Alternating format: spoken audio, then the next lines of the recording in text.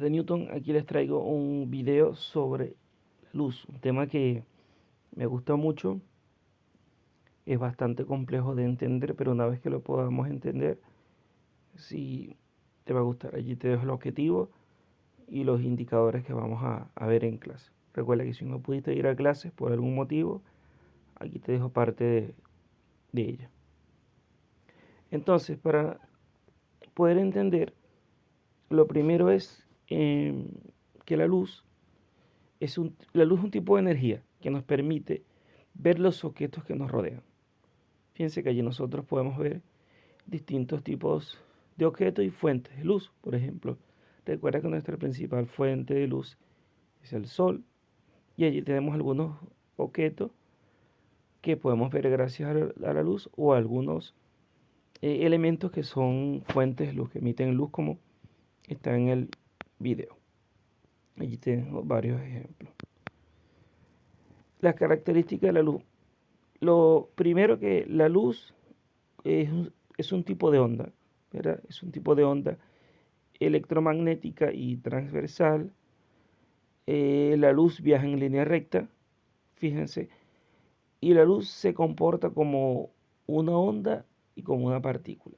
La naturaleza dual de la onda. Recuerda que hubo un gran debate entre distintos científicos, entre ellos Isaac Newton y Christian Huygens, que muchos, ambos tenían una disputa para poder establecer su, su teoría, la cual tenía razón si la luz era una onda, si la luz era una partícula, o se comportaba de ambas formas. Bueno, en medios transparentes y homogéneos la luz viaja en línea recta. Fíjense, la luz viaja más lento mientras el medio sea más denso. Es decir, mientras más denso, como es por ejemplo el diamante, viaja un poco más lento, en el agua viaja más lento, en el aire viaja más rápido, en el vacío viaja muchísimo más rápido, 300.000. Lo que sí tenemos que entender es que la luz puede viajar en el vacío, el sonido no. El sonido no puede viajar en el vacío, la luz sí. Recuerda que la luz del sol, por ejemplo, tarda aproximadamente unos 9 minutos en llegar a la Tierra. Según su comportamiento frente a la luz, los cuerpos se clasifican en transparente, opaco o translúcido. Fíjense que cuando hay un cuerpo transparente, la luz puede atravesarlo y podemos ver el objeto que hay atrás de él. Mire, por ejemplo, una pelota de béisbol, la podemos ver cuando el cuerpo es transparente. Cuando la luz no puede atravesarlo, no podemos ver. Fíjense, un cuerpo opaco. Si ese cuerpo opaco estuviese, fíjate que hay una parte de la pelota que no la podemos ver a diferencia de los cuerpos transparentes. Y lo translúcido, la luz puede atravesarlo en parte, pero podemos ver a través de ello un aspecto como un poco borroso. Entonces la luz también se comporta de distintas formas frente a distintos cuerpos. Algunos elementos de la luz o dentro de sus características, la luz se propaga en línea recta, la luz se refleja. Cuando se interpone un obstáculo en el recorrido de la luz se produce una sombra, como lo podemos ver en los distintos ejemplos que he dejado allí. Fíjate, una linterna o el experimento muy parecido al de la doble rendija. Dos, dos situaciones de la luz, dos elementos importantes entender lo que es la reflexión y la refracción. Allí te he dejado la definición y los dos ejemplos. Comencemos por la reflexión. Ocurre cuando los rayos de luz que inciden en una superficie chocan con ella, se desvían y regresan al medio que salieron formando un ángulo. Fíjense, forma un ángulo igual a la luz incidente. Es lo que decimos comúnmente cuando la luz rebota, sea el caso de la reflexión. Sin embargo, en la refracción es el cambio de dirección y velocidad que experimenta una onda de luz al pasar de un medio a otro, en este caso del aire al agua, ya sea líquido o gaseoso con distinto índice refractivo. Entonces vemos cómo se pueden ver ambos objetos eh, dependiendo del medio por el cual viaja. En el caso de la refracción, fíjense cómo se ve el lápiz, porque la luz viaja del aire al agua, Y el caso de la reflexión es cuando comúnmente decimos que la luz rebota en ese tipo de superficie, por ejemplo. Ahí tenemos ambos ejemplos para la reflexión y la refracción. Como estábamos hablando sobre las distintas teorías, es decir, quién tenía razón, si la luz era una onda, la luz era una partícula, estos dos grandes científicos, como los Isaac Newton y Christian Huygens, lanzaron sus distintas teorías. La teoría de Newton lleva como nombre teoría corpuscular y la teoría de Christian Huygens lleva el nombre de la teoría ondulatoria. ¿Pero qué planteaba la teoría corpuscular? Bueno, que la luz estaba constituida por partículas que son emitidas por los cuerpos luminosos, mientras que Christian Huygens hablaba de que la luz es una onda que necesita un medio material sí o sí para propagarse. Ambos científicos tenían razón en ciertos aspectos, otros que no, y otros no.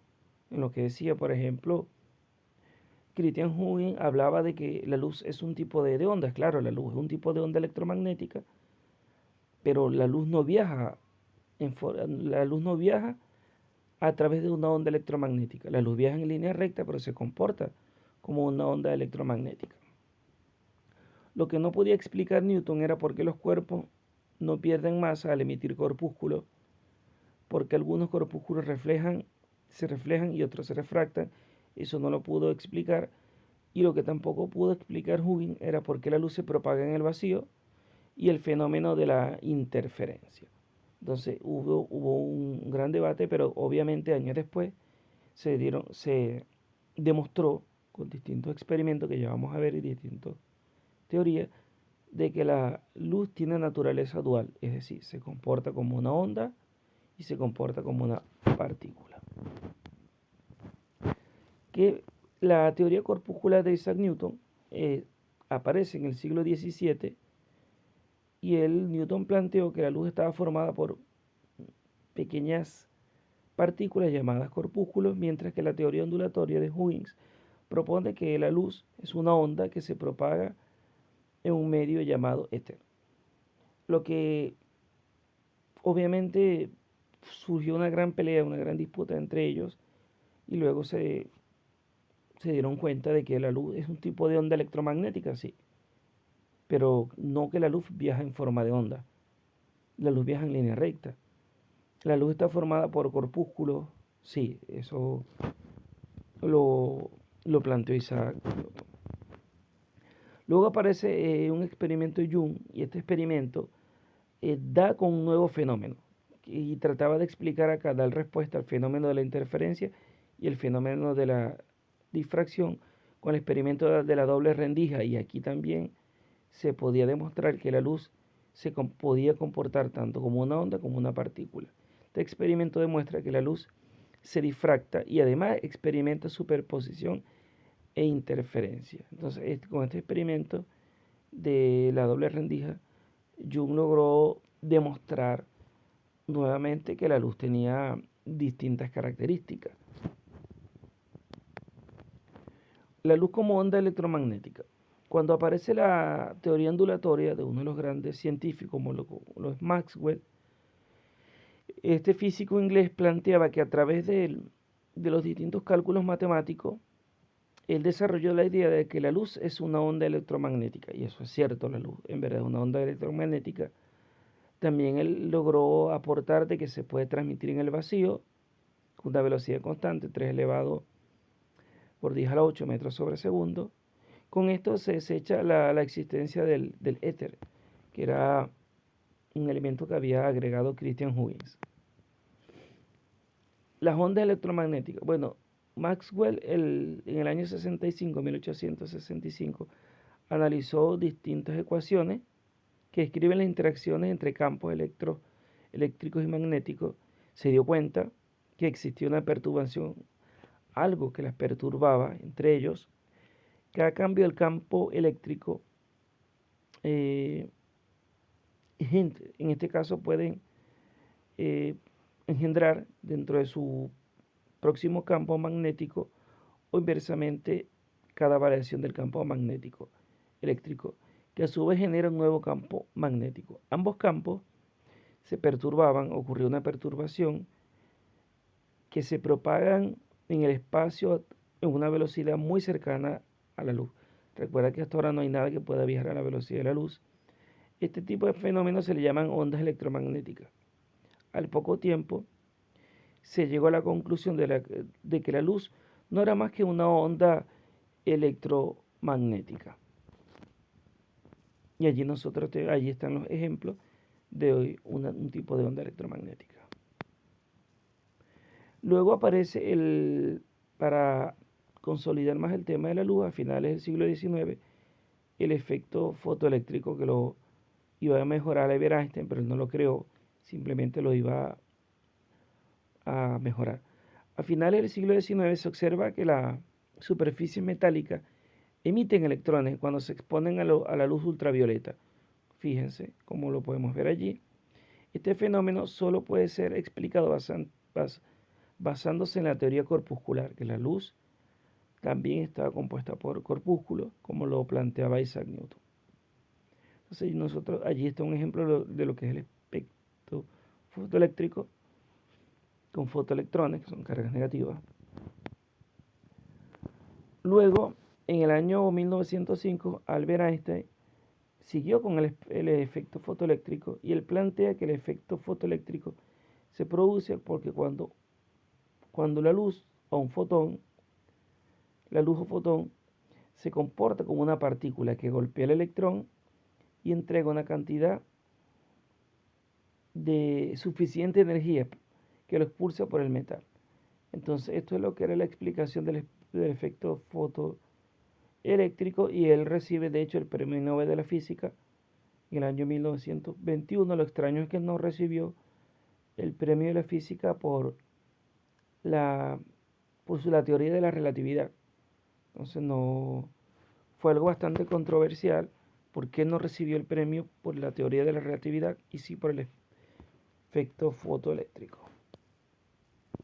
A partir de esta concepción, la física moderna consideraba aceptable la dualidad de la luz. Gracias a todo lo que vimos anteriormente, esto significa que pueden comportarse como una onda o como un flujo de fotones. Ahora, la luz es una onda, es una partícula, había ese debate, ahí aparece Huygens, aparece Newton, aparece Albert Einstein, Maxwell, Jung, hubo muchísimos aportes para poder llegar a la conclusión. En algunos casos la luz se comportaba como onda, en otros como partícula.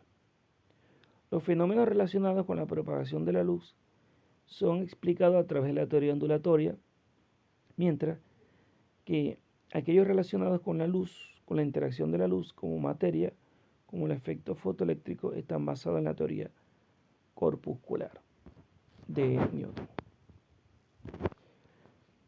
Ahora, ¿qué es el espectro electromagnético? Eso es algo que vamos también a profundizar más en la siguiente clase, porque después logramos hablar del espectro electromagnético que incluye todos los tipos de luz, no solo la luz visible, porque recuerden que hay tipos de luz que no podemos ver a simple vista, va de la frecuencia más baja con mayor longitud de onda a la frecuencia más alta con menor longitud de onda. Entonces aquí te dejo una imagen del espectro electromagnético que lo vamos a profundizar más en la siguiente clase, con cuál es capaz de atravesar la atmósfera terrestre, cuáles no, y te dejo los que son visibles, no visibles, como rayos gamma, rayos X, ultravioleta, los que esos sí son visibles dependiendo del rango.